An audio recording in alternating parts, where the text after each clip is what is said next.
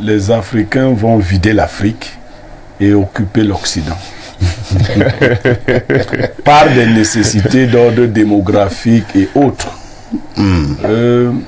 Les Blancs, comme ils ont été plus intelligents que nous tous, ont pensé qu'ils étaient aussi plus intelligents que Dieu.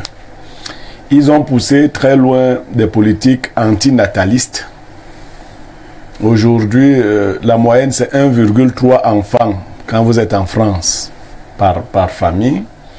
Ajoutez à cela le LGBTisme. Nous allons vers des familles qui n'auront pas d'enfants. Donc, d'ici 30 à 50 ans, la population occidentale sera majoritairement noire.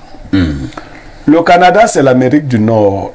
Bernardo Basson, au pas de course, vous nous livrez comme d'hab la dénonciation de ce jour. Parfait. Ici, aujourd'hui, je dénonce le silence du gouvernement. Sur les 5 dernières années, environ 22 000 Camerounais ont déposé des demandes de visa pour le Canada. Beaucoup ont obtenu des réponses favorables. Les Camerounais les plus intelligents, les plus forts, les plus brillants sont en train de quitter le pays. Ils ne sont pas à blâmer parce qu'ils recherchent de meilleures conditions de vie. Mais le gouvernement reste silencieux face à ce pays qui se vide de ses meilleurs éléments. Aucune politique n'est mise en place pour retenir les jeunes Camerounais qui vont chercher diverses fortunes ailleurs et qui généralement s'en sortent mieux. Je pense que un pays sérieux travaille pour retenir ses enfants et leur offrir des meilleures conditions de vie et de travail. Donc ce silence du gouvernement me pose problème. Les Camerounais quittent leur pays et de plus en plus nos maisons, nos familles se vident. Les gens perdent leur culture, les gens se déracinent complètement et deviennent des étrangers même chez eux. Très bien. C'est problématique et j'ai voulu qu'on en parle aujourd'hui. Steve Oyono, les Camerounais de plus en plus traversent les océans à la recherche d'un bien-être, d'un mieux-être et que sais-je encore. Et Bernardo pense que c'est la faute au gouvernement qui n'offre pas les meilleures conditions de vie à ces nombreux Camerounais, pour la plupart des jeunes Camerounais. Vous vous situez à quel niveau? Pierre Blériot-Niemek, c'est pas la première fois que nous mettons le problème sur la table. C'est dignes fils et filles du Cameroun qui sont obligés de partir. Avez-vous l'impression que depuis que nous en parlons, depuis de longues années, le gouvernement a cherché à trouver des solutions appropriées? Parfait. Ici, il y a un phénomène qui est à court dans le monde. Quelques pays mal avisés essayent d'arrêter le phénomène, mais il est inarrêtable. C'est le grand remplacement. Ça veut dire quoi? Ça veut dire que les Africains vont vider l'Afrique et occuper l'Occident. Par des nécessités d'ordre démographique et autres. Les Blancs, comme ils ont été plus intelligents que nous tous, ont pensé qu'ils étaient aussi plus intelligents que Dieu.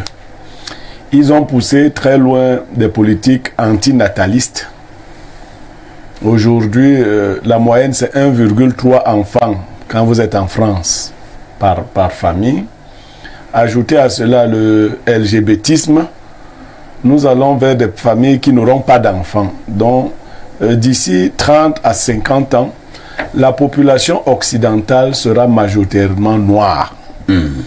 Le Canada, c'est l'Amérique du Nord. Eux, ils ont anticipé. Ils ont déjà des problèmes de population, des problèmes de remplacement de la classe vieillissante. On ne vous a pas dit qu'on va au Canada par force. On dit que le Canada offre ces possibilités-là. Parce qu'il y a une demande. Vous n'avez pas besoin des gens que vous avez formés vous-même. Et vous leur en voulez d'aller là où on a besoin d'eux. Désormais, les gens iront là où ils sont attendus. Et ils sont attendus de ce côté-là. De plus en plus. Après qu'on aura vidé le pays, les propriétaires du pays, parce qu'il y a visiblement les propriétaires de ce pays. Ah bon? Oui, mais bien évidemment, ils se comportent comme tels. Ils poussent les autres à partir. Ils sont pour rester avec leur pays. Pour rester avec leur pays. Ce qu'ils ne savent pas, c'est que les petits du grand plantain, les petits, les rejetons là, priait tous les jours pour qu'on coupe le grand plantain. C'est quand le grand plantain a été coupé que les vents sont venus renverser tous les petits. C'est grand que vous faites partie. Au moment où vous en aurez besoin. Ailleurs, les Américains, dès qu'ils entendent que tu es américain et que tu excelles, tu es dans un autre pays, les Américains envoient te prendre. Pour te dire que ton génie, c'est pour servir les US. C'est pas pour venir te balader là, non. Nous disons, et le fou, que fait le fou? Chaque fois que une personne importante abandonne un fou, le fou dit nul n'est indispensable. Observez bien dans la vie. C'est comme ça que les fous se comportent. Nul n'est indispensable. Un pas, il dit nul n'est indispensable. Deux pas, nul n'est indispensable. Trois, nul n'est indispensable. C'est quand tu te réveilles, tu trouves que ta maison est en feu, que tu comprends que non, tu étais en train de t'affoler.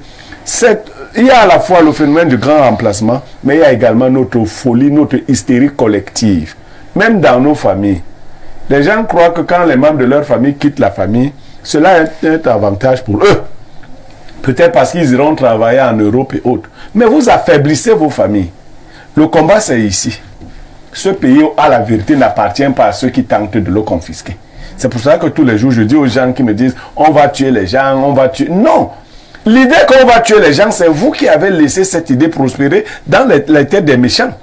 Les méchants doivent aussi avoir peur qu'on va les tuer. J'ai demandé au vieillard de mon village un jour pour chuter que chaque fois qu'un jeune a un problème avec un vieux, on dit au vieux de faire attention, le vieux va le tuer.